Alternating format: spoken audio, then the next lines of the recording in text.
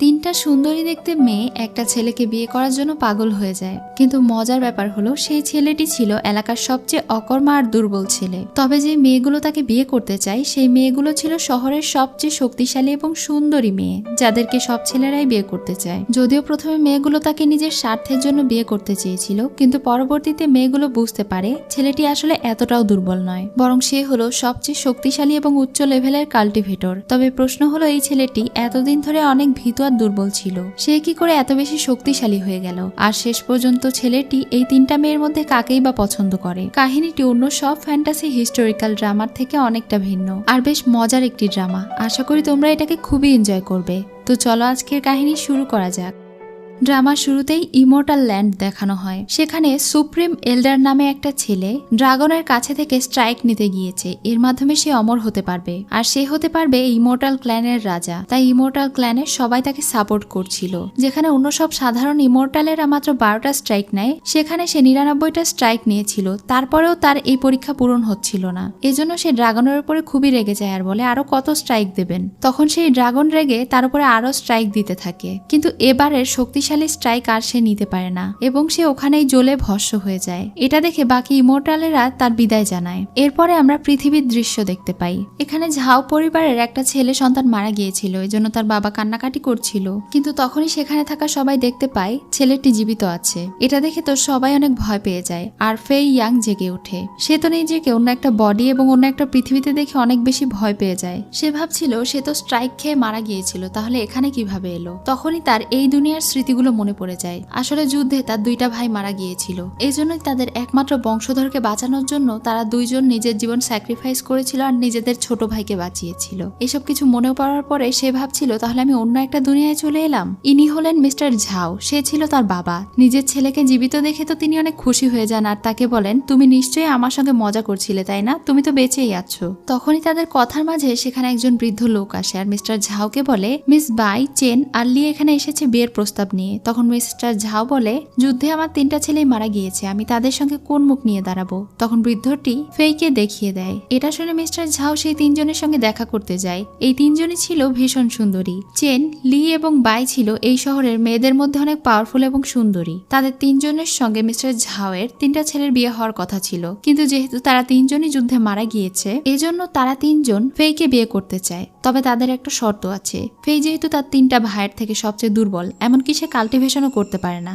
এই বিষয়টা তাদের জন্য অনেক বেশি অসম্মানজনক, কারণ তারা তিয়ানজুন সিটির মধ্যে সবচেয়ে পাওয়ারফুল এবং সুন্দরী। তাদের রেপুটেশনের ব্যাপার আছে, এজন্য 1 মাসের মধ্যেই যদি ফেই কাল্টিভেশন করতে পারে তাহলে তারা তাকে বিয়ে করে ফেলবে। কিন্তু যদি সে এটা না পারে তাহলে তাদের কাছে এই বিয়ে ভেঙে ফেলার কারণ আছে, তাহলে সামনের মাসেই তারা বিয়ে ভেঙে দেবে। তাদের এইসব কথা শুনে তো ফেইয়ের অনেক বেশি ইগোতে লাগে, কিন্তু যেই কাজ ফেই গত 18 বছরে পারেনি সেটা সে 1 মাসে কিভাবে করবে, এটা নিয়ে তার বাবা চিন্তিত ছিল। তখন মিস চেন নিজের 3 মাসের কাল্টিভেশন দেখায়। এটা দেখে তো তারা অনেক অবাক হয়ে যায়, কিন্তু ফেই মনে মনে হাসছিল, কারণ এটা তার কাছে কিছুই ছিল না। আগের জন্মে তো সে আরো অনেক বেশি পাওয়ারফুল ছিল। যাই হোক, তাকে এবং তার বাবাকে এভাবে ছোট করতে দেখে সে অনেক রেগে যায় আর তাদেরকে বলে 1 মাস পরে যে ম্যারিটাল আর্টস এর প্রোগ্রাম আছে সেখানে সে অংশ নেবে এবং ডিমন স্লেইং মার্শাল হয়ে দেখাবে। এখানে তারা 3জন মেয়ে পার্টিসিপেট করবে। যদি তার সাহস থাকে এবং তার ক্ষমতা থাকে তাহলে সেও এটা করে দেখাক। এটা বলে তারা ওখানে থেকে চলে যায়। ফেইকে দেখে তার বাবা অনেক অবাক হয়ে যায়, কারণ ফেই এই প্রথম অন্যায়ের বিরুদ্ধে লড়াই করার জন্য দাঁড়িয়েছিল।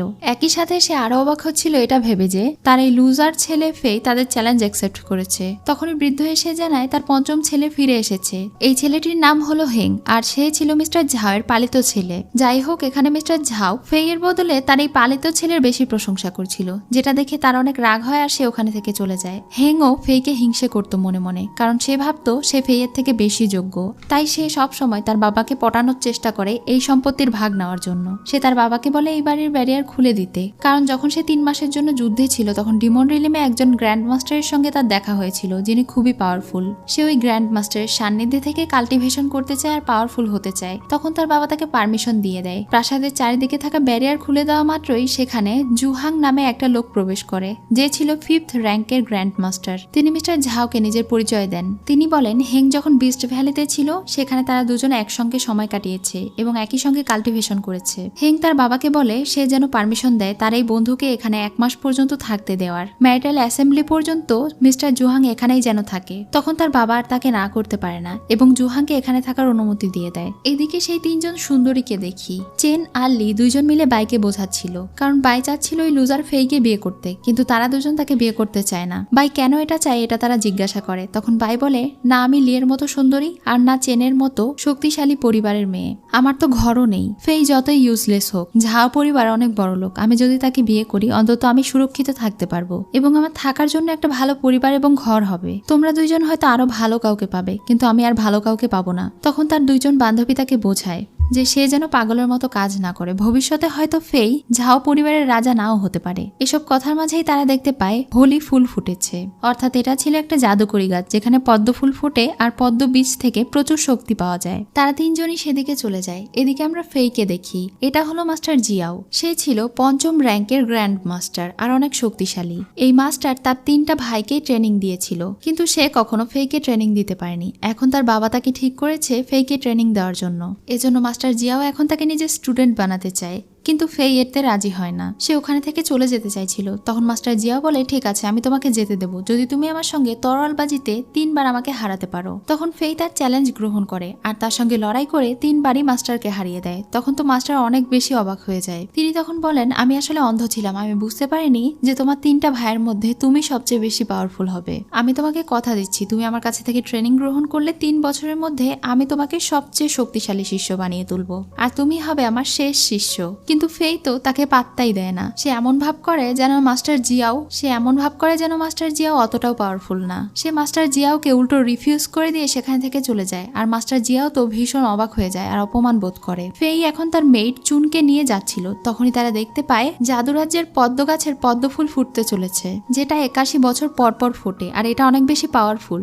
ফেই এর এ বিষয়ে খুব একটা ধারণা ছিল না, কিন্তু চুন খুব জেদ করছিল সেখানে যাওয়ার জন্য। সে যেতে না চাইলে চুন তাকে জোর করে সেখানে নিয়ে চলে যায়। এইটাই হলো সেই জাদুকরি গাছ। এখানে সব পাওয়ারফুল ছেলেমেয়েরা চলে এসেছিল এই গাছের পদ্ম ফল নেওয়ার জন্য। সেখানে ফেই আর চুন চলে আসে। তাকে দেখে তো সেই 3টা মেয়ে বেশ বিরক্ত হচ্ছিল আর বাই মনে মনে ভাবছিল সে কি আসলে এতটা অযোগ্য যতটা তারা 2 জন বলে। তখনই সেখানে জাদু গাছের রক্ষক চলে আসে। সে তাদের সবাইকে বলে 81 বছর পরে আবারও এই গাছে ফুল ফুটেছে। 30 বছরের নিচে যারা পাওয়ারফুল তারা এসে নিজেদের ভাগ্য পরীক্ষা করতে পারো। যাদের পাওয়ার সবচেয়ে পিওর এবং ভালো মনের মানুষ তারাই পারবে এই ফুল ফোটাতে। আর এই ফুলের এক একটা বীজে রয়েছে 1000 বছরের কাল্টিভেশনের শক্তি। তাই তাদের মধ্যে যারা শক্তিশালী তারা যেন সেই ফুল ফোটানোর চেষ্টা করে। এটা শোনা মাত্রই একে একে সেখানে থাকা পাওয়ারফুল ছেলেগুলো আসছিল এবং নিজেদের পাওয়ারের সাহায্যে সেই গাছে থাকা পদ্ম ফুল ফোটানোর চেষ্টা করছিল, কিন্তু কেউই পারছিল না। তাদের মধ্যে বেশিরভাগই ছিল তিয়ানজন শহরের ছেলে এবং মেয়ে। এখানে থাকা 3 জন সুন্দরী মেয়েরাও একে একে সেই গাছের ফুল ফোটানোর চেষ্টা করে। তারা একজনের থেকে আরেকজন পাওয়ারফুল ছিল, কিন্তু কেউই সেই ফুল ফোটাতে পারে না। এটা দেখে তো ফেইয়ের ঘুম আসছিল। চুন তখন তার মাস্টার ফেইকে বলে সে যেন নিজের শক্তি এখানে পরীক্ষা করে, কিন্তু এটা শুনে চেন আর লি মিলে তাকে অপমান করতে শুরু করে। তারা বলছিল আমরা এত পাওয়ারফুল হয়ে এই ফুলগুলো ফোটাতে পারিনি আর তার মতো অপদার্থ এটা ফোটাতে পারবে। তখনই সেখানে একটা পাওয়ারফুল ছেলে চলে আসে। সে ছিল রাজ পরিবারের একমাত্র সন্তান জুওজি। চেন তাকে দেখে বুঝে ফেলে সে হলো 5th র্যাঙ্ক গ্র্যান্ড মাস্টার আর সে অনেক বেশি পাওয়ারফুল। তারা সবাই তাকে সম্মান জানায়, কিন্তু ফেই তো তাকে বেলই দিচ্ছিল না। এটা দেখে তো জি অনেক রেগে যায়। সে ফেইকে বলে তোমার এত বড় সাহস কিভাবে হলো আমাকে সম্মান না জানানোর, এখনই ঝুঁকে আমাকে সম্মান জানাও। কিন্তু সে বলে আমিও একজন বড়লোক ফ্যামিলির সন্তান, আমি মনে করি না তোমার সামনে ঝুঁকে আমার সম্মান জানানোর প্রয়োজন আছে। এটা শুনে তো প্রিন্স বেশ রেগে যায়, কিন্তু তার সঙ্গে আর বেশি তর্ক না করে সে নিজের কাজে লেগে পড়ে। এখন সে নিজের পাওয়ারের সাহায্যে সেই গাছের ফুল ফোটাতে শুরু করে। সবাই মনে করে যে সে হয়তো ফুল ফোটাতে সক্ষম হবে, কিন্তু সে নিজেও এই ফুলগুলো ফোটাতে পারে না। এটা দেখে তো ফেই বেশ মজা নিচ্ছিল। যাই হোক, সে একটু অপমান বোধ করে সেখানে বসে পড়ে। যেহেতু তারা কেউই পারলো না, এই জন্য গার্ডিয়ান এখন তাদের সবাইকে সেখানে থেকে চলে যেতে বলে। তখনই চুন বলে আমার মাস্টার এটা করতে পারবে। যদিও ফেই এটা করতে চাইছিল না, কিন্তু সবাই তাকে দেখে যখন মজা করছিল আর তিরস্কার করছিল তখন সেও তাদেরকে দেখিয়ে দিতে যায়। কিন্তু মজার ব্যাপার হলো এই ফুলগুলো ফোটানোর জন্য তার বেশি কিছু করতেই হয় না। অল্প একটু পাওয়ার খরচ করা মাত্রই সেই ফুলগুলো ফুটে যায়। এটা দেখে তো সবাই অনেক বেশি অবাক হয়ে যায়। আবারও তারা তাকে নিয়ে সমালোচনা শুরু করে যে সে এত বেশি দুর্বল হয়ে কিভাবে এটা ফোটাতে পারলো। যাই হোক, সে ওই গাছ থেকে অনেকগুলো লোটাস সিড সংগ্রহ করে নেয় যেগুলো খুবই পাওয়ারফুল ছিল। এই বিচির থেকে একটা সিড সে ওই মাস্টারকে দিয়ে দেয় যে রাত দিন এই গাছের পাহারা দেয়। তখন তো সেই মাস্টার অনেক বেশি খুশি হয়ে যায়, কারণ এমন দয়ালু এর আগে সে কখনো কাউকে দেখেনি। এরপরে সে তার কাছে থাকা একটা বীজ চুনকে দিয়ে দেয়। তখন চুন বলে, এত পাওয়ারফুল জিনিস আমি নিয়ে কি করব? আমি চাই এই তিনজনের মধ্যে এটা ভাগ করে দিতে। কিন্তু ফেইয়ের এটা পছন্দ হয় না। তারা দুইজন সব সময় তাকে অপমান করে। এজন্য সে বলে, তুমি যদি দিতেই চাও তাহলে বাইকে দাও। তখন চুন সেই বীজ বাইকে দিয়ে দেয়, আর এরপরে সে আরো একটা বীজ চুনকে দেয়। এত পাওয়ারফুল বীজগুলো সে এভাবে বিতরণ করছে দেখে তারা খুবই অবাক হয়। বাই এবার বুঝতে পারে সে আসলে একজন দয়ালু মানুষ। কিন্তু লি আর চেনের মন এখনো পরিবর্তন হয়নি। যাই হোক, এদিকে যখন সে চুনের সঙ্গে বাড়ি ফিরছিল তখনই তার কেমন যেন একটা মনে হয়। এজন্য সে চুনকে বাড়ি পাঠিয়ে দেয়। তখনই সেই ডিমনিক পাওয়ারওয়ালা মাস্টার জুহান সেখানে চলে আসে। সে এসেছিল ফেইয়ের কাছে থাকা সেই পাওয়ারফুল লোটাস শিট গুলো চুরি করতে। সে জানতো যে ফেই একটু পাওয়ারফুল নয়, এজন্য সে তার উপরে অ্যাটাক করে দেয় আর মনে করে সে হয়তো মারা গিয়েছে। কিন্তু তখন সেই তিনজন মেয়ে এসে তাকে প্রোটেক্ট করছিল। এটা দেখে তো সে অনেক অবাক হয়ে বলে, তোমরা কি আমার সঙ্গে মজা করছো নাকি? তোমরা আমাকে বাঁচাতে এসেছো? আসলে একটু আগে বাই তার দুইজন বোনকে বুঝিয়েছিল যেহেতু ফেই এখন তার কাছে অনেকগুলো পাওয়ারফুল লোটাস শিড রেখেছে, এজন্য তার উপরে দুষ্টু শক্তিরা অ্যাটাক করতে পারে। তাদের উচিত তাকে প্রোটেক্ট করা। এজন্য লুকিয়ে তারা তার পিছু করছিল। ফেইও যখন এই লড়াইয়ে তাদের সাহায্য করতে চায় তখন তারা বলে, তুমি পিছনেই থাকো। তখন সে বলে, ঠিক আছে আমি চলে যাচ্ছি, তোমরাই লড়াই করো। এটা বলে সে ওখানে থেকে চলে যায়। এটা দেখে আবার চেন বলে, সে কতটা কাপুরুষ, আমাদেরকে একা রেখে চলে গেল। যাই হোক, তারা তিনজন মিলে সেই গ্র্যান্ডমাস্টারের সঙ্গে লড়াই করতে থাকে। কিন্তু গ্র্যান্ডমাস্টার এত বেশি পাওয়ারফুল ছিল যে তাদের তিনজনকেই একে একে আহত করে ফেলে। এইসব দৃশ্য দেখে বাইয়ের অনেক খারাপ লাগে। সে মনে মনে ভাবছিল তার কারণেই তার দুইজন বোন বিপদে পড়লো। সে আর চেন দুইজনই জ্ঞান হারায়। তখন জুয়াং লিয়ের কাছে আসে। সে তাকে দেখে বলে, আমি শুনেছি তুমি নাকি তিয়ানজুয়ান শহরের মধ্যে সবচেয়ে সুন্দরী, তাহলে তোমার সৌন্দর্যটা আমি একটু ভালোভাবে দেখি। এটা বলে সে তাকে সিরিয়াস করতে শুরু করে। কিন্তু তখনই সেখানে ফেই চলে আসে আর তাকে একটা চর মারে। একই সাথে সে তার সঙ্গে লড়াই করে তাকে পুরোপুরি খতম করে দেয়। এই সবকিছুই সেখানে থাকা লি অবাক হয়ে দেখছিল। ফেই যে এতটা পাওয়ারফুল এটা দেখে তো সে ভীষণ অবাক হয়ে যায়। আর একই সাথে সে তার উপরে ক্রাশ খায়। ফেই এখন তার উপরে থাকা স্পেল সরিয়ে ফেলে, তার জামা কাপড় ঠিক করে দেয়, আর এরপরে তার দুইজন বোনকে লোটাস শিট দিয়ে বাঁচায়। এমনকি সে যাবার আগে তাকেও একটা লোটাস শিট দিয়ে সেখানে থেকে চলে যায়। লি তো একদম হা করে তার দিকেই তাকিয়েছিল। কিছুক্ষণের মধ্যে বাই আর চেনের জ্ঞান ফিরে আসে। অদ্ভুতভাবে তারা লক্ষ্য করে যে তারা দুইজন লড়াই করে যে পরিমাণে অসুস্থ হয়ে পড়েছিল তাদের দেহে কোনো ব্যথা নেই আর না কোনো ক্ষত আছে। এমনকি তাদের পাওয়ারগুলো একদম ঠিক আছে আর আগের থেকে একটু শক্তিশালীও হয়েছে বটে। এটা কিভাবে হলো তারা বুঝতে পারছিল না। তখন তারা লিকে জিজ্ঞাসা করে। লি বলে, আসলে আমরা যখন আহত হয়েছিলাম তখন একজন মাস্টার এসে আমাদেরকে বাঁচিয়েছে। সে তাদের কাউকেই ফেইয়ের কথা বলে না, কারণ এখন সে একাই ফেইকে অর্জন করতে চায়। যাই হোক, তারা তিনজন সেখানে থেকে চলে যায়। এদিকে ফেই যখন তার বাড়ি ফিরে যায় তখন তো হেং তাকে দেখে অনেক অবাক হয়ে যায়। সে হেংকে বলে, আমি এখনো মারা যায়নি। ফেই তাকে এই কথাটা বলেছিল কারণ সে জানে হেংই তার ওই মাস্টারকে পাঠিয়েছিল তাকে মারার জন্য, যেন তার এই সৎ ভাই তাদের সম্পত্তি দখল করে নি। সে এখন তার ভাইকে ব্যঙ্গ করে বলে, কোথায় তোমার সেই গ্র্যান্ড মাস্টারকে ডাকো। তখন হেং আর বেশি কথা না বাড়িয়ে তার গ্র্যান্ড মাস্টারকে ডাকতে চলে যায়। তখন তার বাবা তাকে বলে, হেং অনেক ভালো একজন গ্র্যান্ড মাস্টার পেয়েছে, কেননা তুমি তোমার ভাইয়ের থেকে কিছু শেখো। তখন সে অবাক হয়ে বলে, আমি শিখবো তার কাছে থেকে? ইম্পসিবল। এদিকে আমরা প্রিন্স জি কে দেখি। ফেই তার সঙ্গে যেই আচরণ করেছিল সেজন্য অনেক বেশি অপমান বোধ করেছে। সে চাইছিল ওই ফেইকে একটা শিক্ষা দিতে। এজন্য সে তিয়ানজন শহরের লিডারকে ডাকে। এই লোকটা তিয়ানজন শহর পরিচালনা করে। এজন্য সে এখন তাকে বলে কিভাবে সে ঝাও পরিবারকে ফাঁসাবে আর সেই ফেইকে নিয়ে এসে একটা শিক্ষা দেবে। প্রথমে তিনি রাজি হতে চাইছিলেন না, কিন্তু এরপরে প্রিন্স তাকে লোভ দেখায়। তখন তো সে রাজি হয়ে যায়। এদিকে হেং গিয়ে তার গ্র্যান্ড মাস্টারকে কোথাও খুঁজে পায় না। এজন্য সে অনেক অসহায় বোধ করে আর ভাবতে থাকে তার মাস্টার কোথায় চলে গেল। এদিকে পরদিন সকালে তিয়ানজুয়ানের শহরে সেই লিডার ঝাও পরিবারে চলে যায়। সে ওখানে গিয়ে বলে, ফেই হলো একটা অপরাধী। 3 মাস আগে বর্ডারে যে যুদ্ধ হয়েছিল সেখানে ফেই ডিমন ক্ল্যানদের সঙ্গে যুক্ত হয়েছিল, এজন্য তারা তাকে অ্যারেস্ট করতে এসেছে। মিস্টার ঝাও তো এটা মানতেই পারছিলেন না এবং বলছিলেন তার কোনো একটা ভুল হয়েছে। আর এসব কিছু শুনে তো হেং বেশ মজা পাচ্ছিল আর খুশি হচ্ছিল। তিয়ানজুয়ানের লিডারের মুখে তার ছেলের এত অপমানজনক কথা শুনে মিস্টার ঝাও তো অনেক রেগে যান আর বলেন, আমরা এত বছর ধরে লয়াল হয়ে তিয়ানজুয়ান শহরকে রক্ষা করে আসছি আর আমাদের বিরুদ্ধে এমন একটা অপবাদ। তখন তিনি রেগে লড়াই করতে যাচ্ছিলেন, তখনই হেং তার হাত ধরে ফেলে আর বলে তার ছেলেকে সেখানে পাঠিয়ে দিতে, এসব ঝগড়া আর না বৃদ্ধি করাই ভালো। তখন ফেইও তার বাবাকে বলে, ঠিক আছে বাবা, আমি ওদের সঙ্গে চলে যাচ্ছি, আপনি চিন্তা করবেন না, নিশ্চিন্ত থাকুন যে আমি সুস্থভাবেই ফিরে আসব। এটা বলে সে তাদের সঙ্গে চলে যায়। কিন্তু তার বাবা একদম ভেঙে পড়ে। এটা দেখে তো হেং খুশি হচ্ছিল আর মনে মনে ভাবছিল এই সুযোগে সে তার বাবার মন জয় করে নেবে। মিস্টার ঝাও তখন চুনকে বলে মাস্টার জিয়াওকে খবর দিতে। এদিকে সেই তিনজন সুন্দরীও এই খবরটা পেয়ে যায়। লি এটা শোনা মাত্রই মনে মনে ভাবতে থাকে, এমন ছোট একটা বিষয় হ্যান্ডেল করা ফেইয়ের জন্য কোনো ব্যাপারই না, সে নিজের প্রোটেকশন নিজেই করতে পারবে। কিন্তু বাই আর চেন ভাবছিল এই ছেলেটা সব সময় কোনো না কোনো গ্যাঞ্জাম বাঁধিয়েই ফেলে, এখন তাকে আবার বাঁচাতে যেতে হবে, কি একটা ঝামেলা। লি তখন ফেইয়ের পক্ষ নিয়ে তাদেরকে বুঝিয়ে বলে, যতই হোক সে তো আমাদের ফিয়ন্সে, হবু বর, তার বিপদে আমাদের পাশে থাকা উচিত। এদিকে ফেইকে কারাগারে বন্দি করে রাখা ছিল। সেখানে প্রিন্স জি আর তিয়ানজন শহরের লিডার আসে। তাদের সাথে কথা বলেই ফেই বুঝতে পারে যে প্রিন্স তাকে এখানে কৌশল করে নিয়ে এসেছে তাকে মারার জন্য। সেই দিন তার আচরণের জন্য প্রিন্স তার উপরে রেগে আছে আর তাকে একটা শিক্ষা দিতে চায়, এমনকি সে তো তার পুরো পরিবারকেই ধ্বংস করে দিতে চায়। এটা শুনে ফেই বলে, আচ্ছা বুঝলাম, যেহেতু রাজ পরিবার আমার পরিবারের সঙ্গে শত্রুতা করছে তাহলে তো রাজ পরিবারকে টিকতে দেওয়া যাবে না। এটা শুনে তো প্রিন্স জি অনেক বেশি রেগে যায় আর তাদের এই রাগকে শান্ত করার জন্য ফেই নিজের আসল পাওয়ার দেখায়। সে তার ঠান্ডার পাওয়ার দেখানো মাত্রই সেখানে থেকে প্রিন্স জি পালিয়ে যায়। আর চতুর্থ র্যাঙ্কের মাস্টার তিয়ানজুয়ান লিডার তার সঙ্গে পারে না। তার এমন বেহাল দশা হয়ে যায় যে তাকে দেখে অনেক ফানি লাগছিল। সে ফেইকে বলে, আপনি কোন র্যাঙ্কে আছেন আর এত পাওয়ারফুল টেকনিক কোথায় থেকে শিখেছেন? ফেই শুধু তাকে সুন্দর করে বুঝিয়ে দেয় যেহেতু সে তার সঙ্গে শত্রুতা করেছে আর সে যদি বাঁচতে চায় তাহলে সে নিশ্চয়ই পরবর্তীতে ওই প্রিন্সের সঙ্গে মিলে আর শত্রুতা করবে না, আর বাইরে গিয়ে তাকে কি করতে হবে সে নিশ্চয়ই জানে। তখন সেই মাস্টার বলে, হ্যাঁ হ্যাঁ আমি জানি। এদিকে আমরা দেখতে পাই ফেইয়ের বাবা এবং বাকি সবাই সেখানে চলে এসেছিল তাকে বাঁচানোর জন্য, এমনকি মাস্টারও এসেছিল।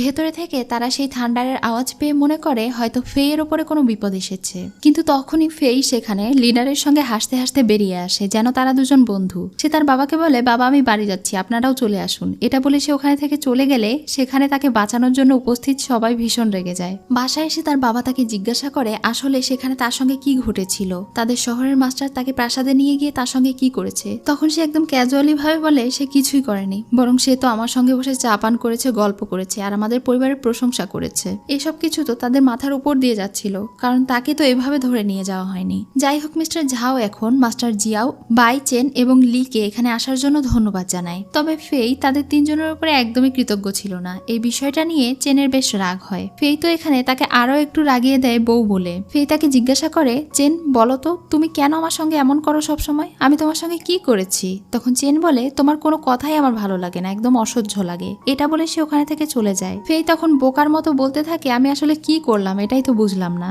বাহিরে এসে তারা তিনজন মিলে ডিসকাস করছিল এখন কে কি করবে। বাই যেহেতু এখন বেশ পাওয়ারফুল হয়ে গিয়েছে এজন্য সে তার পৈতৃক সম্পত্তি উদ্ধার করতে চলে যায় আর তার পাওয়ার আরো বেশি কাল্টিভেশন করতে চায়, কারণ তাদের সেই কম্পিটিশনের মাত্র আর 7 দিন আছে। চেং ও তার ক্যারিয়ার গড়ার জন্য পাওয়ার কাল্টিভেশন করতে চলে যায়, কিন্তু লিয়ের অন্য প্ল্যান ছিল। সে তাদের মতো ক্যারিয়ার করতে চায় না, সে এখন ফেইকে অর্জন করতে চায়। তখনই সেখানে ফেইয়ের সৎ ভাই হেং চলে আসে। সে তাকে কিছু গিফট দিয়ে ইমপ্রেস করার চেষ্টা করে, একই সাথে ফেইয়ের কিছু বদনামও করে, যেটা শুনে লিয়ের অনেক বেশি রাগ হয়। সে তার গিফট তো অ্যাকসেপ্ট করেই না, বরং সে তাকে শাসন করে বলে, তোমার বড় ভাই সম্পর্কে এমন কথা বলা তোমার একদম উচিত হয়নি। এটা বলে সে ওখানে থেকে চলে গেলে হেংয়ের অনেক রাগ হয়। ম্যারিটাল অ্যাসেম্বলি শুরু হওয়ার আর মাত্র 7 দিন আছে, এজন্য তারা দুই ভাই মিলে এখন ম্যারিটাল পাওয়ার প্র্যাকটিস করছিল। মাস্টার জিয়াও তাদেরকে গাইড করছিল। মাস্টার জিয়াওয়ের সামনে হেং অনেক পাওয়ার প্রদর্শন করে। এটা দেখে তো মাস্টার জিয়াও বেশ ইমপ্রেস হয়ে যায় আর তার প্রশংসা করে। অপরদিকে ফেংকে এটা করতে বলা হলে সে তো পাথর উঠাতেই পারে না, এজন্য হেং হাসে। কিন্তু তার মাস্টার একদমই নিরাশ হয় না। সে ফেইকে বলে আরো বেশি বেশি প্র্যাকটিস করতে, যতক্ষণ না সে এটা পারবে। জিয়াও তাকে দিয়ে সারাদিন এই পাথর টানার প্র্যাকটিস করায়। 300 বার এই পাথর টানার পরে ফেই মনে মনে ভাবছিল, মনে হচ্ছে আমি আবারও 100 বছর আগের ট্রেনিং এ ফিরে গিয়েছি। সে তার মাস্টারকে বলে, আজকের মতো এইটুকুই, আমি আর পারবো না, আমার গা হাত পা ব্যথা করছে। তখন জিয়াও তাকে একটা পুকুরে নিয়ে যায় আর বলে, তাহলে তোমাকে এবার না হয় হিল করতে সাহায্য করি, তুমি এই পুকুরে নামো। এই পুকুরে আছে ঠান্ডা পানি এবং আমার স্পেশাল ফর্মুলা, এখানে ডুবে ধ্যান করলে তোমার শরীর খুব দ্রুত হিল হয়ে যাবে, আর এটা করলে তুমি ম্যারিটাল অ্যাসেম্বলির জন্য যোগ্য হয়ে যাবে। তার মাস্টারের এত ইন্সপিরেশন শুনে সে এখানে যেতে চায়। তখনই জিয়াও বলে, তোমাকে প্রথমে পোশাক খুলতে হবে, নয়তো তোমার শরীরে এই পানি অ্যাবজর্ব হবে না। তখন তো সে পোশাক খুলতেই চাইছিল না। জিয়াও তখন জোর করে তার পোশাক খুলে তাকে পানিতে নামিয়ে দেয়। সে তো এমন অবস্থায় অবস্থায় শুধু তার মাস্টারের দিকে তাকাচ্ছিল আর মনে মনে ভাবছিল এর প্রতিশোধ সে নিয়েই ছাড়বে। এবার সে মাস্টারের কথা মতো হিল হতে শুরু করে। মাস্টার এটা দেখে অনেক বেশি অবাক ছিল যে সে খুব দ্রুতই তার শরীরকে রিকভার করে ফেলছিল। এরকম দৃশ্য খুবই রেয়ার। ফেই নিশ্চয়ই পরবর্তীতে অনেক পাওয়ারফুল একজন মাস্টার হতে পারবে। ফেইও বুঝতে পারে যে এটা করার ফলে তার শরীর আসলেই অনেক স্ট্রং হয়ে যাচ্ছে। যাই হোক, সে তার মাস্টারকে বলে একা একা ভালো লাগছে না, আপনিও আসুন আমার সঙ্গে গোসল করুন। এটা বলে সে তার মাস্টারের সঙ্গে মজা করে, কিন্তু মহিলা মাস্টারের সঙ্গে এমন মজা করা একদমই ঠিক না। এটা তাকে একটা ঘুষির মাধ্যমে তিনি বুঝিয়ে দেন। চোখের মধ্যে ঘুষি খেয়ে চুনের কাছে থেকে ট্রিটমেন্ট নিচ্ছিল। এখন তার মাস্টারের উপর প্রচন্ড রাগ হচ্ছিল, কিন্তু সে কাউকে বলতেও পারছিল না যে তার সঙ্গে আসলে কি হয়েছে। এদিকে হাউটিয়ান লর্ড অর্থাৎ এই দেশের রাজাকে দেখি। তিনি ছিলেন জিয়ের বাবা আর অনেক বেশি পাওয়ারফুল। নিজের ছেলের আকাম কুকামের কথা শুনে তিনি অনেক বেশি রেগে গিয়েছিলেন আর তাকে বলছিলেন, তুমি একজন রাজকুমার হয়ে ওই সামান্য ছেলের সঙ্গে পারলে না, বিষয়টা খুবই লজ্জাজনক। তার বাবা তাকে অনেক অপমান করে আর বলে ওই তিয়ানজুয়ান শহরে গিয়ে সে যেন শাসন করে আর নিজের রেপুটেশন ঠিক করে, নয়তো তিনি তাকে নিজের ছেলে হিসেবে যোগ্য মানবেন না। তখন সে প্রাসাদ থেকে বেরিয়ে এসে মনে মনে ভাবতে থাকে এবার সে ফেইকে আসল শিক্ষা দেবে। এদিকে আমরা বাইকে দেখি সে তার পৈতৃক ভিটা কিনতে এসেছিল। আসলে পূর্বে যখন তার বাবা মা মারা যাওয়ার পরে সে অনেক গরিব ছিল আর এই বাড়িটা বিক্রি করেছিল তখন 500 স্বর্ণমুদ্রা দিয়ে বিক্রি করেছিল, কিন্তু এখন এটার দাম হয়ে গিয়েছে 1000 স্বর্ণমুদ্রা, যেটা সে দিতে পারবে না। আর এমনিতেও এই লোকটি তার কাছে অনেক বাড়িয়ে দাম চাইছিল, কারণ এই লোকটি জানতে পেরেছিল যে বাইয়ের কাছে পাওয়ারফুল লোটাস সিড আছে। এজন্য সেই লোক বলে সে যদি তাকে ওই পাওয়ারফুল লোটাস সিড দিয়ে দেয় তাহলে এই বাড়িটা সে তাকে দিয়ে দেবে। বাই কিছুক্ষণ চিন্তা করে আর যেহেতু এই বাড়ির সঙ্গে তার ইমোশন জড়িয়ে আছে এজন্য সে তাকে ওইটা দিতে রাজি হয়ে যায়। যখন সে ওই লোকটাকে লোটাস সিড দিচ্ছিল তখনই সেখানে ফেই এসে তাকে বাধা দেয়। সে এখন ওই লোকটার সঙ্গে নেগোসিয়েশন করতে শুরু করে আর বলে এই পুরাতন বাড়ি এতগুলো গোল্ড দিয়ে কে কিনবে, আর আপনি দেখছি এটা ডাবল দাম চাইছেন। সে বাইকে সুন্দরভাবে বোঝায় যেন এই পুরাতন বাড়ি সে না কিনে, কিন্তু বাই বলে এখানে তার বাবা মা এবং বংশধরেরা ছিল, এটার সঙ্গে তার ইমোশন জড়িত, এটার প্রাইস যতই হোক না কেন সে এটা কিনতে চায়। এখন সে তাকে চুপচাপ দাঁড়িয়ে দেখতে বলে। এখন ফেই ওই লোকটাকে বলে এখানে তার পূর্বপুরুষরা মারা গিয়েছিল, অর্থাৎ এখানে প্রায় 18 থেকে 20 জনের ভূত ঘুরে বেড়াচ্ছে। এখন যদি তারা বাহিরে গিয়ে এটাকে ভৌতিক বাড়ি বলে, আর যেহেতু এই বাড়ি অনেকদিন থেকে বিক্রিও হচ্ছে না, এই বিষয়টা তারা বাহিরে ছড়িয়ে দেয়, তাহলে কেউ আর এই বাড়ি কিনবে না। এখন সেই লোকটা ভয় পেয়ে যায় আর বাইকে বলে ঠিক আছে, যেহেতু বাই এটা কিনতে চেয়েছিল তাই সে তাকে 500 স্বর্ণমুদ্রাতেই দেবে। তো ফেই তাকে বলে আমি মাত্র 250 স্বর্ণমুদ্রা দেবো। তখন সেই লোকটা তর্ক করতে গেলে সে বলে তাহলে 200 স্বর্ণমুদ্রা দেবো। এটা শুনে সেই লোকটা আর না পেরে মাত্র 250 স্বর্ণমুদ্রায় এই বাড়িটা তাদের কাছে বিক্রি করে দেয়। বাই তো তার এই হেল্প পেয়ে অনেক বেশি খুশি হয়ে যায় আর সে ফেইকে ধন্যবাদ জানায়, কিন্তু ফেই বলে কোনো ধন্যবাদ জানানোর প্রয়োজন নেই, এখন আমি আসি, তুমি ভালো থেকো। তখন বাই তাকে দেখে মনে মনে ভাবছিল সে আসলে কেমন ধরনের মানুষ। একবার সে তাদের ক্ষতি করে, একবার বাচ্চামি করে আর একবার তার উপকার করে। আসলেই সে তাকে বুঝতে পারছে না। যাই হোক, বাই এখন তার বাবা মায়ের স্বপ্ন পূরণ করতে চায়।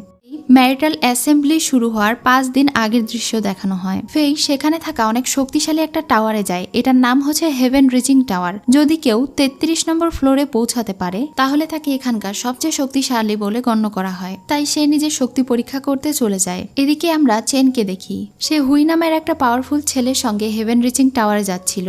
আসলে এখানে সবাই নিজেদের ম্যারিটাল আর্ট পরীক্ষা করতে আসে যে তারা আসলে কতটা পাওয়ারফুল, আর যারা যত বেশি লেভেলে উঠতে পারবে তারা তত বেশি শক্তিশালী বলে গণ্য হবে। আর ম্যারিটাল আর্টে পাশ করতে হলে অবশ্যই তাদেরকে এই পরীক্ষার মধ্যে দিয়ে যেতে হবে। চেন এখানে হুইয়ের সঙ্গে কথা বলে মনে করে সেই দিন হয়তো হুই তাদেরকে বাঁচিয়েছিল, এজন্য সে হুইকে ধন্যবাদ জানায় আর হুইও বিষয়টা লুকিয়ে যায় আর নিজে ক্রেডিট নেয়। তারা দুজন মিলেই এখানে ফেইকে লুজার বলছিল। হুই তাকে আরো রাগিয়ে দিয়ে বলছিল ওই লুজার ফেইকে সে যেন বিয়ে না করে, তাদের এনগেজমেন্ট যেন সে ভেঙে দেয়। সেও তার সঙ্গে একমত পোষণ করে। এখন তারা দুজন টাওয়ারের কাছে গিয়ে দেখতে পায় সেখানে ফেই আছে।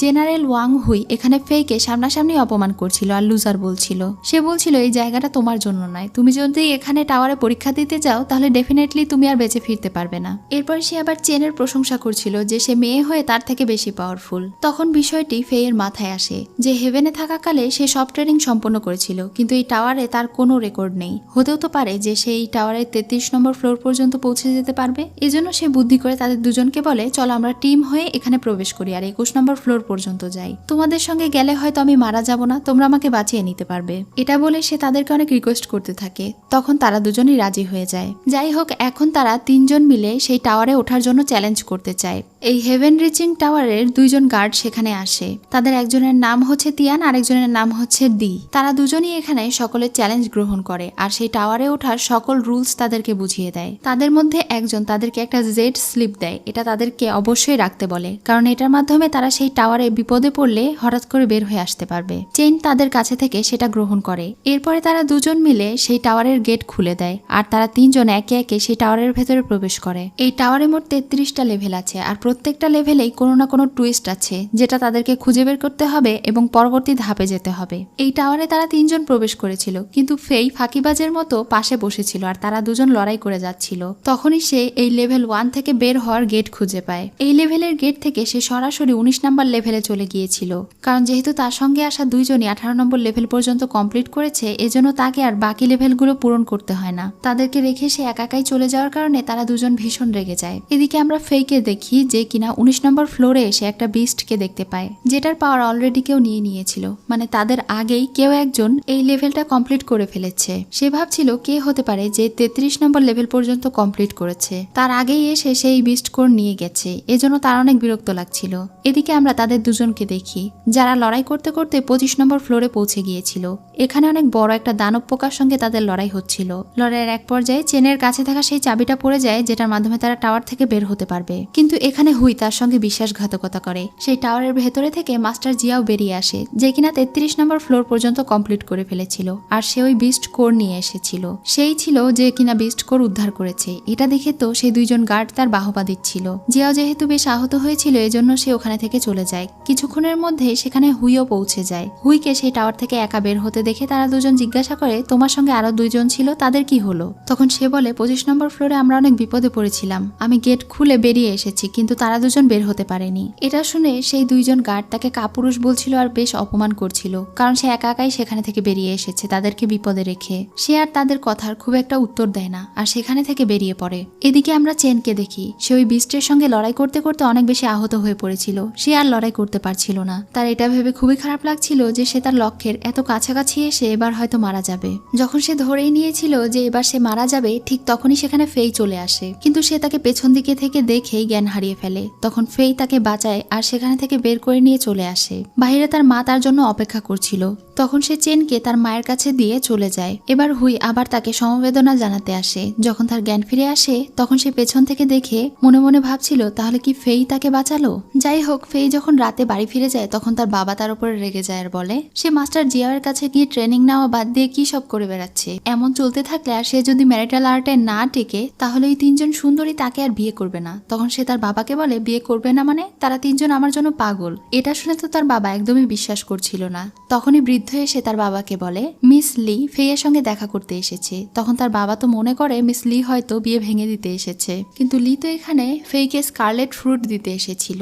এই ফল অনেক বেশি শক্তিশালী আর এই ফল শুধুমাত্র 9 জনের কাছেই আছে। যারা ম্যারিটাল আর্টের 9ম গ্রেড পর্যন্ত পৌঁছাতে পারে, একমাত্র তাদের কাছেই এই ফল থাকে। লি তাকে এটা দিয়েছিল মন থেকে, যেন এটা ফেইয়ের কাজে আসে। এটা দেখে তো মিস্টার ঝাও অবাক হয়ে বলে, তার মানে তুমি বিয়ে ভাঙতে আসোনি? তখন লি বলে, না, আমি তো শুধু তাকে এটা দিতে এসেছিলাম, আর আমি আশা করছি ফিউচারে আমরা এক পরিবার হব, তাই ভাবছি আমার পরিবারের এই ট্রেজার তাকে দিয়ে যাই। এটা ভেবে সে লজ্জা পেয়ে ওখানে থেকে চলে যায়। এসব কিছু দেখে তো তার বাবার জ্ঞান হারানোর মতো অবস্থা হয়। পাশে থেকে ফেই আর চুন তার বাবার এই অবস্থা দেখে হাসছিল। তার বাবা তাকে জিজ্ঞাসা করে, তুমি এই মেয়েকে কিভাবে বশ করলে? ফেই তার বাবাকে বলে, হতে পারে তার আমার চার্মিং লুক দেখে পাগল হয়ে গিয়েছে। যাই হোক, এই বিষয়টা নিয়ে তার বাবা বেশ খুশি হয়। আর হেং তো দিন দিন তার ভাইয়ের সফলতা দেখে হিংসে করছিল। যেহেতু ম্যারিটাল আর্টের প্রোগ্রাম শুরু হতে আর মাত্র 2 দিন বাকি, এজন্য মিস্টার জিয়াও পরদিন তার 2জন ছেলেকে লড়াইয়ে লাগিয়ে দেয়। তিনি দেখতে চাচ্ছিলেন তাদের 2 ছেলের মধ্যে কে বেশি যোগ্য। হেং এই সুযোগটা লুফে নেয়। সে ভাবছিল এবার সে ফেইকে হারিয়েই ছাড়বে, কিন্তু ফেইও এবার হেরে যাওয়ার পাত্র নয়। এবার সে তার বাবার সামনে অনেক ভালো পারফরমেন্স দেখায়। সে ফেইকে প্রায় হারিয়েই দিচ্ছিল, তখনই তার বাবা সেখানে চলে আসে আর তাদের দুজনকে আলাদা করে দেয়। মিস্টার ঝাও এতক্ষণ দেখেছিল হেং কিভাবে আক্রমণাত্মকভাবে তার ভাইয়ের উপরে আক্রমণ করছিল, এজন্য তিনি একটু হেংয়ের উপরে রেগে যান। তখন হেং তার বাবার কাছে ক্ষমা চায় আর বুঝতে পারে ফেই আসলে অনেক বেশি পাওয়ারফুল, কিন্তু এত অল্প সময়ে সে কিভাবে এতটা পাওয়ারফুল হয়ে গেছে এটা সে বুঝতে পারে না। তাই সে ওখানে থেকে দ্রুত কেটে পড়ে। ফেইয়ের বাবা এখন তার অনেক বেশি প্রশংসা করে আর বলে, তুমি আমার ছেলে, এখন আমার দেখে খুবই গর্ব হচ্ছে। আজকে ম্যারিটাল অ্যাসেম্বলির দিন ছিল। সেখানে ওই 3জন সুন্দরী আর একে একে সব পাওয়ারফুল লোকেরা এসেছিল। এই লোকটার নাম হচ্ছে লর্ড গি, যাকে প্রিন্স সঙ্গে করে নিয়ে এসেছিল। সে ছিল 6th র্যাঙ্কের মাস্টার, মানে এখানে যারা এসেছে তাদের সবার থেকে সে ছিল পাওয়ারফুল। প্রিন্স এখানে ফেই ইয়াং এরই অপেক্ষা করছিল, কারণ সে এখানে আজকে আরেকটা শিক্ষা দিতে চেয়েছিল। কিছুক্ষণ পরে তাদের অপেক্ষার প্রহর শেষ হয়। সে 2-3 জন লোকের পিঠে করে সেখানে আসে আর আরাম করতে করতে নিচে নামে। লি তো তাকে দেখে অনেক বেশি খুশি হয়ে যায়, আর ফেয়ের প্রতি লি এর এত বেশি অ্যাট্রাকশন দেখে বাই আর চেন দুইজনই অনেক অবাক হচ্ছিল। এখানে একটা পাওয়ারফুল পাত্রের সাহায্যে তাদের সবার ম্যারিটাল আর্টের র্যাঙ্কিং টেস্ট করা হবে। একে একে তাদের সবার র্যাঙ্ক টেস্ট করা হচ্ছিল। সবার প্রথমে লি তার র্যাঙ্ক টেস্ট করায়। সে ম্যারিটাল টাওয়ারের 14 লেভেল পর্যন্ত পৌঁছেছে। এটা দেখে সবাই অবাক হয়ে ভাবছিল বিউটি উইথ ব্রেইন, এত সুন্দরী একটা মেয়ে বেশ পাওয়ারফুলও বটে। এরপরে একে একে সবার র্যাঙ্ক টেস্ট করা হচ্ছিল। লি এখানে র্যাঙ্কের দিক থেকে প্রথমে ছিল, এরপরে বাই হয় 2nd র্যাঙ্ক আর হেং হয় 3rd র্যাঙ্কে। এরপরে চেন যখন তাদের সঙ্গে জয়েন করে তখন সবাই দেখতে পায় সে 25 লেভেল পর্যন্ত পৌঁছেছে, অর্থাৎ সে সবার উপরের র্যাঙ্কে চলে গিয়েছে। এরপরে হুইয়ের পাওয়ার টেস্ট করা হয়। সেও চেনের মতো 25 র্যাঙ্ক পর্যন্ত পৌঁছেছিল, এজন্য সে এবার সবার প্রথমে চলে আসে। সবার শেষে ফেংয়ের পাওয়ার টেস্ট করা হয়। তার পাওয়ার দেখে তো সেখানে থাকা গার্ডরা চমকে যায়, আর আশেপাশের সবাই হাসাহাসি করছিল এটা ভেবে যে সে হয়তো সবার লাস্ট হবে, এজন্যই তারা চমকে গিয়েছে। কিন্তু যখন তার র্যাঙ্কিং সবার উপরে আসে তখন এটা দেখে তো সবাই চমকে যায়, কারণ সে ওই টাওয়ারের 33 নম্বর লেভেল অর্থাৎ একদম লাস্ট লেভেল পর্যন্ত পৌঁছেছিল। এটা শুনে তো সবাই একদম চমকে যায়। সবাই শুধু ভাবছিল এটা কিভাবে সম্ভব, সেটা কিভাবে করলো। এবার সেই 3 সুন্দরীর ভুল ভাঙে। এবার তারা নিজেরাই বলতে শুরু করে তারা হয়তো ফেইকে ভুল বুঝেছিল। লি তো আগে থেকেই তার ব্যাপারে জানতো। বাইও এবার বিশ্বাস করতে শুরু করেছে যে ফেই আসলেই পাওয়ারফুল। আর চেনও মনে মনে ভাবছিল তাহলে কি সে সত্যি ফেইকে ভুল বুঝেছিল। সেখানে থাকা হুই বলছিল সে 33 লেভেল পর্যন্ত পৌঁছেছে জন্য সে অনেক বেশি র্যাঙ্কের হয়ে গিয়েছে তা নয়, এরপরে আমরা দেখতে পাবো তার র্যাঙ্ক কত হয়েছে। চেন ভাবছিল সে হয়তো 3rd র্যাঙ্কে পৌঁছে গিয়েছে, আর লি আসলেই জানতে চাইছিল ফেই আসলেই কতটা পাওয়ারফুল এবং তার র্যাঙ্ক কত। যখন সে তার পাওয়ার ওই পাত্রে রাখে তখন সবাই দেখতে পায় যে সে সবার র্যাঙ্কের দিক থেকে নিচে। এটা দেখে প্রিন্স অবাক হয়ে ভাবতে থাকে তার মানে সে কোনো ম্যারিটাল আর্টিস্ট নয়, নিশ্চয়ই এর পেছনে কোনো রহস্য আছে। সে 33 লেভেল পর্যন্ত পৌঁছেছে কিন্তু মাত্র 3rd র্যাঙ্কে। এটা দেখে তো সেখানে থাকা বেশ অনেকেই হাসাহাসি করছিল, কিন্তু পাশে থেকে লি হাসছিল, কারণ সে বুঝতে পেরেছিল সে অবশ্যই 3rd র্যাঙ্কের নয়। আর এখানে সবার সামনে তার আসল রূপ প্রকাশও পায়নি, কারণ সে যদি 3rd র্যাঙ্কের হতো তাহলে সে সেই দিন 5ম র্যাঙ্কের গ্র্যান্ড মাস্টারকে হারাতে পারত না। তাদের র্যাঙ্কিং টেস্ট তো হয়ে যায়, এরপরে আসে তাদের লড়াইয়ের টেস্ট। এখানে তাদের সঙ্গে 6 নম্বর র্যাঙ্কে সে গ্র্যান্ড মাস্টার লড়াই করতে চায়। তার লড়াই দেখে সবাই অনেক অবাক হয় আর বুঝতে পারে তার সঙ্গে লড়াই করে কেউ পারবে না, কিন্তু বাই এগিয়ে আসে, কারণ এই লোকটা ছিল তার শত্রু। এই লোকটা তার পরিবারের 13 জনকে মেরে ফেলেছে, এজন্য সে তার বাবা মায়ের মৃত্যুর প্রতিশোধ নিতে চায়। এছাড়াও এই লোকটা সেখানে থাকা অনেকেরই শত্রু ছিল, এজন্য তারা সবাই সামনে এগিয়ে আসে তার সঙ্গে লড়াই করার জন্য। কিছুক্ষণের মধ্যে সেখানে মাস্টার জিয়াও চলে আসে। সে 5th র্যাঙ্কে ছিল, কিন্তু সে তরোয়ালবাজিতে একদম মাস্টার ছিল। তাকে দেখে সেই 6th র্যাঙ্কের মাস্টার একটু ভয় পেয়ে যায় আর প্রিন্সকে বলে এই বিষয়টা যেন সে একটু সামলে নেয়, কারণ মিস জিয়াও যদি তার সঙ্গে লড়াই করে তাহলে সে হয়তো মিস জিয়াওয়ের সঙ্গে লড়াইয়ে পারবে না। এজন্য প্রিন্স এবার এই পরিবেশটাকে একটু সামলে নেয়। যদিও সে ফেইকে এখনই শিক্ষা দিতে চেয়েছিল, কিন্তু সে এই বিষয়টাকে সামলে নেয় মিস জিয়াওয়ের জন্য। তারা এখন আর লড়াই প্র্যাকটিস করতে চায় না। এটা শুনে বাইয়ের অনেক কষ্ট লাগে আর সে মনে মনে ভাবতে থাকে তাহলে কি সে তার বাবা মায়ের প্রতিশোধ নিতে পারবে না। এটা বুঝতে পেরে ফেই তাদেরকে বলে আমি কি বলেছি আমরা এসব খেলবো না, আমরা অবশ্যই লড়াই প্র্যাকটিস করব। এটা বলে সে এখন বাইকে বলে তুমি যেহেতু আমার ফিয়ান্সে হয়ে গিয়েছো তাহলে তোমার জন্য তো আমি এতটুকু করতেই পারি, আমি ওই লোকটাকে মারতে পারবো, তুমি কি চাও না তোমার প্রতিশোধ নিতে? তখন সে বলে হ্যাঁ। এটা শুনে সে যখন এগিয়ে যাচ্ছিল তখনই সেখানে মাস্টার জিয়াও এসে তাকে বাধা দেয়, তাকে এখন এইসব করতে বারণ করে, সবকিছুর একটা সিস্টেম আছে। চেনও তাকে বাধা দেয়। তখন সে বলে আমি কারো ধার ধারি না, যেহেতু এটা আমার ফিয়ান্সের বিষয় তাই আমি যতদিন বাঁচবো আমার পাওয়ার থাকুক অথবা না থাকুক আমি আমার মতো করে বাঁচবো এবং সম্মান নিয়ে বাঁচবো, মাথা উঁচু করে বাঁচবো। তাই আমরা এই লড়াই কম্পিটিশনটা করব, আগামীকাল হবে কম্পিটিশন। এটা বলে সে ওখানে থেকে চলে যাচ্ছিল আর লি তাকে দেখে হাসছিল। পরদিন প্রিন্স সেই মাস্টারের সঙ্গে প্ল্যান করে যে তারা লড়াই কম্পিটিশন করবে, কিন্তু শেষে তারা লড়াইয়ের নিয়ম মানবে না। তাদের একটাই লক্ষ্য, তা হচ্ছে ফেইকে মেরে ফেলা। এদিকে ফেই যখন তার মাস্টারের সঙ্গে কথা বলছিল তখনই তার মাস্টারের শরীর খারাপ দেখে সে দেখতে পায় তার মাস্টার অনেক বেশি ইনজুরি হয়ে গিয়েছে। তখন সে তার মাস্টারের অনেক কেয়ার করে আর তার কাছে থাকা সেই লোটাস সিড তার মাস্টারকে দিয়ে দেয়। তখন তার মাস্টার অনেকটা সুস্থ বোধ করে আর অনেক বেশি খুশি হয়ে মনে মনে ভাবতে থাকে ফেই আসলে অনেক ভালো মনের একটা মানুষ। সে এখন ফেইকে দেখায় যে সে ফেইয়ের জন্য জন্য 5টা হার্ব খুঁজে পেয়েছে।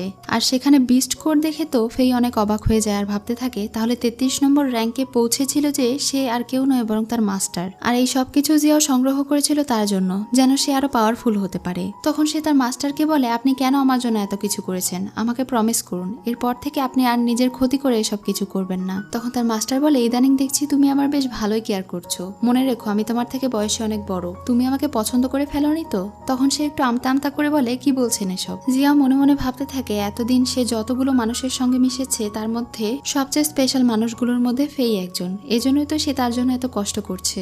আসলে মাস্টার জিয়াও তাকে পছন্দ করতে শুরু করেছিল। যাই হোক, এরপরে মাস্টার সেই জড়িবুটিগুলোকে ব্যবহার করে পুকুরের পানিকে পাওয়ারফুল করে দেয়। এই পানিতে তার মাস্টারের কথা মতো ফেই নিজেকে হিল করতে শুরু করে আর এই জিনিসগুলো অনেক দ্রুত অ্যাবজর্ভ করতে শুরু করে। এদিকে চেনের মা চেনকে সেই একই পুকুরের সামনে নিয়ে এসেছিল আর তাকে বলছিল যদি সে নিজে এখানে কাল্টিভেশন করে তাহলে তার পাওয়ার আরো একটু বেড়ে যাবে। যখন সে ছোট ছিল তখন তার বাবা মা এখানে এসে কাল্টিভেশন করত। এই কাল্টিভেশন করতে হলে অবশ্যই তাকে জামা কাপড় খুলে করতে হবে, নয়তো এই পাওয়ারফুল পানি তার শরীরে অ্যাবজর্ব হবে না। এবার তার মা তাকে সেখানে যেতে বলে। এদিকে ফেই তো সেই পানির মধ্যেই ছিল। যখনই সে চেনের আওয়াজ পায় তখন সে ভয়ে পানির নিচে ডুব দিয়ে থাকে আর সে খেয়াল করে চেন তার জামা কাপড় খুলে সেখানেই নামছে। যখন চেন পানির ভেতরে চলে আসে তখন সে আর নিঃশ্বাস আটকে রাখতে পারে না, সে উপরে উঠে আসে। তাকে এই অবস্থায় দেখে তো চেন অনেক বেশি ভয় পেয়ে যায়। সে তাকে অনেক বাজে বাজে গালিগালাজ করছিল আর বলছিল এখানে থেকে চলে যেতে। যেহেতু সে তাকে অনেক খারাপ খারাপ গালি দেয় এজন্য ফেই ওখানে থেকে যায় না, বরং তার আশেপাশে ঘুরতে থাকে। তখন চেন অনেক অসহায় ফিল করে আর সে কান্না করে ফেলে। এটা দেখে তো ফেই তার কাছে মাফ চায়। তাদের কথার মাঝে সেখানে আবার হুই চলে আসে। হুই সেখানে একটা মেয়েকে নিয়ে এসেছিল আর তারা দুজন নষ্টামি করছিল। চেন হুইকে এতদিন অনেক বেশি ভালো মনে করেছিল আর হুইও তাকে পছন্দ করত, কিন্তু সে যে এত খারাপ এবার সে এটা নিজে চোখে দেখে ফেলে। আড়াল থেকে এসব কিছু দেখার পরে সে এখন ফেইকে ওয়ার্নিং দিয়ে বলে আজকে যা সে দেখেছে এই সব কিছু যদি সে কাউকে বলে তাহলে তার খবর আছে। যাই হোক, সেই দিন রাতে লিয়ের বাসায় ফেইয়ের দাওয়াত ছিল।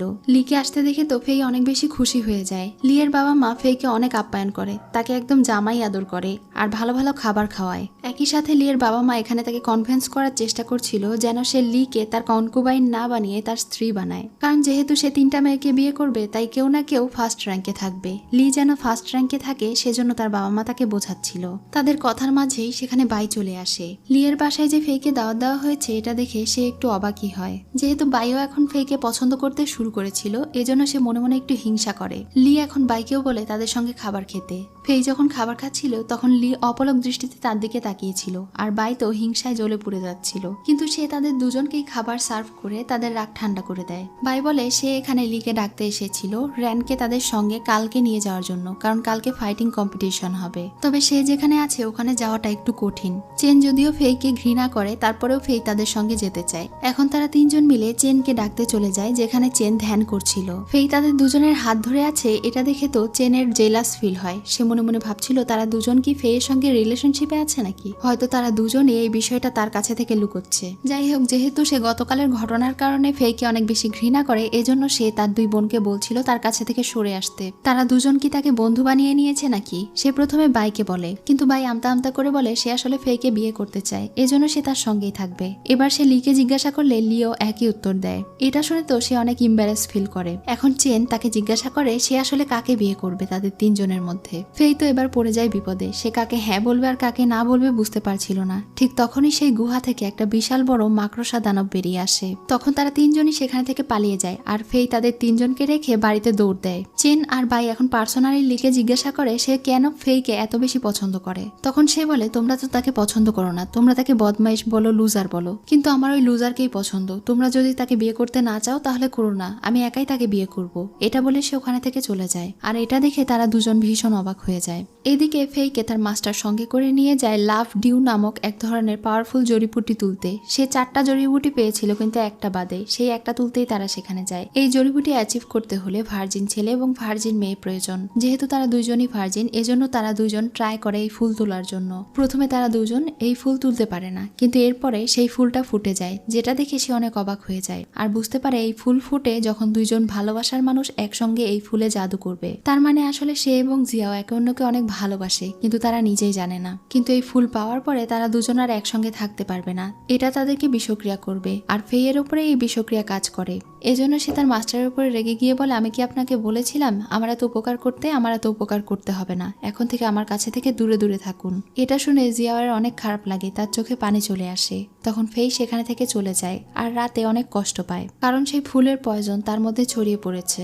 এখন পরদিন সকালে টাওয়ারে সব পাওয়ারফুল লোকেরা চলে এসেছিল, কারণ আজকে এখানে লড়াই কম্পিটিশন হবে। শহরের সবচেয়ে বড় বড় পাওয়ারফুল লোকদেরকে প্রিন্স সাথে করে নিয়ে এসেছিল। এখানে এখন ঠিক করা হয় কার সঙ্গে কার প্রথম রাউন্ডের লড়াই হবে। প্রথমে এখানে লিয়ের সঙ্গে একটা ছেলে লড়াই করে।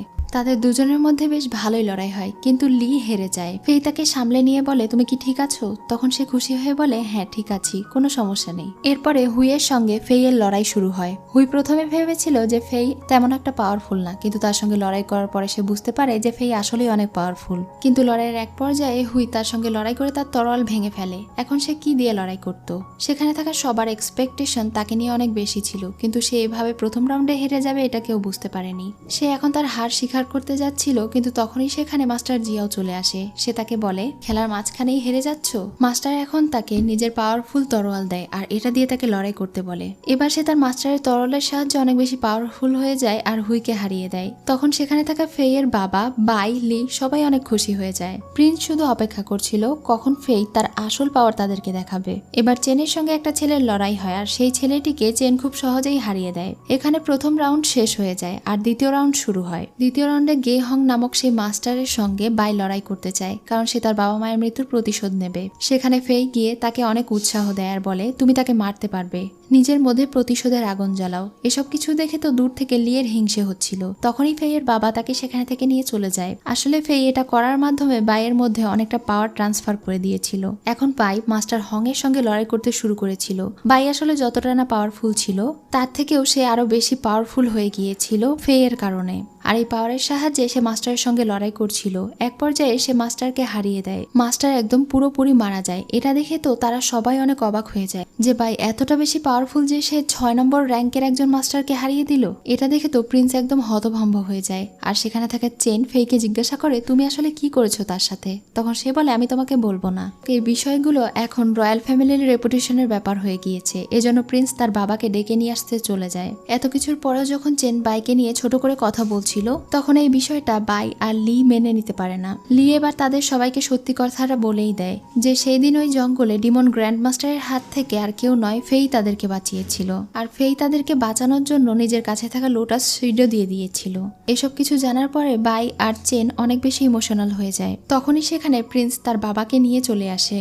রাজাকে দেখে তারা সবাই সম্মান জানায়। রাজা এখানে হাজির হওয়ার পরেও ফেই তাকে সম্মান জানায় না। এই বিষয়টা প্রিন্স তার বাবাকে দেখিয়ে দেয় আর তাকে অপমান করতে শুরু করে। কিন্তু ফেই বলে সে রাজাকে সম্মান জানাবে না, কারণ সে রাজার থেকেও আরো বেশি যোগ্য। এটা শুনে ফেইয়ের বাবা রাজার কাছে ক্ষমা চেয়ে বলে তার ছেলের মাথায় একটু সমস্যা আছে, তাই রাজা যেন তার ছেলেকে ক্ষমা করে দেয়। রাজা তাকে একবার সুযোগ দেয় আর বলে, তুমি এই বেয়াদবির জন্য আমার কাছে মাফ চাও। কিন্তু সে কিছুতেই মাফ চায় না, বরং সে উল্টো রাজাকেই বলে সে যেন যেভাবে এখানে এসেছিল সেভাবেই আবারও ফিরে যায়, তাহলে সে তাকে ক্ষমা করে দেবে। তখন রাজা হাসে আর বলে, তোমার এত বড় সাহস? আমি হলাম 10th র্যাঙ্কের আর তুমি আমার সঙ্গে লড়াই করা এবং বেয়াদবি করার সাহস দেখাচ্ছ? তার এসব কথা শুনে আশেপাশের সবাই অনেক ভয় পেয়ে যায় আর তাকে এটা করতে বারণ করে। কিন্তু ফেইয়ের অন্য উদ্দেশ্য ছিল।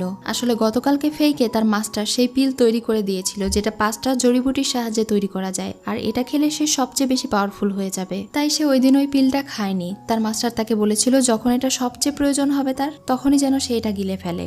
যাই হোক, তার পরিবারের সঙ্গে এমন হিংসাত্মক কাজ করার জন্য প্রিন্সের উপরে রাজার উপরে ফেইয়ের ভীষণ রাগ ছিল। সে তাদের সঙ্গে লড়াই করার জন্য প্রস্তুত হয়ে যায়। সে এখন রাজাকে তার আসল পাওয়ার দেখায়, সেটা হচ্ছে থান্ডার পাওয়ার। তার এই বিদ্যুতের পাওয়ার দেখে তো রাজা অনেক অবাক হয়ে বলে, মাত্র 3 নম্বর র্যাঙ্কের হয়ে সে এত পাওয়ারফুল কিভাবে হতে পারে? তখন সে বলে সে আসলে থান্ডার পাওয়ার অ্যাবজর্ব করেছে, কারণ সে সবচেয়ে পাওয়ারফুল হতে চায়। তাহলে এরপরেও কি রাজা তার সঙ্গে লড়াই করতে চায়? সে নিজের পাওয়ারের মাধ্যমে রাজা এবং রাজকুমার দুজনকেই কাবু করে ফেলে। রাজা তার পাওয়ারের মাধ্যমে বুঝে যায় সে আর কেউ নয় বরং সুপ্রিম লর্ড। তখন সে তার কাছে ক্ষমা চায়। ফেইয়ের বাবা তখন তাকে বলে সে যেন রাজাকে ছেড়ে দেয়, কারণ তাদের শহরের রাজার প্রোটেকশনের দরকার আছে, নয়তো ডিমনেরা তাদেরকে অ্যাটাক করে দেবে। তার বাবার এই কথা শুনে ফেই তাদেরকে ছেড়ে দেয়। তখন সে তাকে ধমক দিয়ে বলে, আমি তোমাকে আজকে ছেড়ে দিচ্ছি, কিন্তু এরপরে আর কখনো যদি আমার বন্ধুদের সঙ্গে এবং আমার পরিবারের সঙ্গে ঝামেলা করার চেষ্টা করো তাহলে আমি তোমাকে মেরে ফেলবো। এটা শুনে রাজা এবং রাজকুমার দুইজনই তার কাছে থেকে মাফ চেয়ে ওখানে থেকে চলে যায়। যাই হোক, তার মাস্টারের দেওয়া পিল গ্রহণ করার পরে সে এখন সুপ্রিম লর্ডে পরিণত হয়ে গিয়েছে। অর্থাৎ এর আগে যখন সে মারা গিয়েছিল, যেটা সে অ্যাচিভ করতে চেয়েছিল সেটা অ্যাচিভ করে ফেলেছে। সে এখন তাদের সবার কাছে থেকে বিদায় নেয়। আকাশ কালো হয়ে যায়, বিদ্যুৎ চমকাতে শুরু করে আর তাকে হেভেন ডাকতে শুরু করে। চেন এখন নিজের ভুল বুঝতে পারে। সে বুঝতে পারে ফেইকে সে আসলেই ভুল বুঝেছিল। একই সাথে বাই এবং লিয়েরও তার সঙ্গে কাটানো সকল স্মৃতিগুলো মনে পড়তে থাকে। তারা সবাই অনেক ইমোশনাল হয়ে যায়। সবাই তাকে যেতে বারণ করছিল আর কান্না করছিল, কিন্তু ফেই যেহেতু এই পৃথিবীর নয়, তাই সে তাদের সবাইকে বিদায় দিয়ে নিজের দায়িত্ব পালন করার জন্য চলে যায়। আর এভাবে এই ড্রামার কাহিনী শেষ হয়ে যায়। সো ভিউয়ার্স, আজকের কাহিনী তোমাদের কেমন লাগলো অবশ্যই কমেন্ট করে জানিও। আর এমনই আরো সুন্দর সুন্দর ড্রামা পেতে আমার চ্যানেলে সাবস্ক্রাইব করে রেখো।